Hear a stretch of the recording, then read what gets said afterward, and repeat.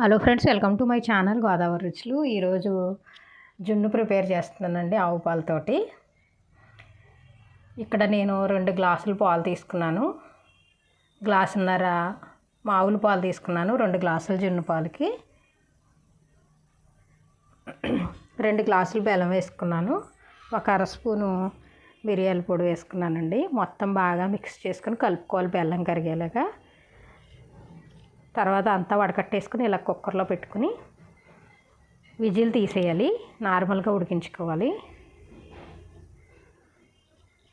ఒకసారి మధ్యలో చెక్ చేస్తున్నాను ఉడికిందా లేదని. ఇలాగా ఏదన్నా గరిటె స్పూను పెట్టి చూస్తే మనకి తడవకూడదండి. కొద్దిగా తడ అనిపించింది, మళ్ళీ పెట్టి ఓ 5 మినిట్స్ ఉడకనిచ్చాను. మన జున్ను చక్కగా రెడీ అయిపోయిందండి. టేస్ట్ మాత్రం చాలా బాగా వచ్చింది.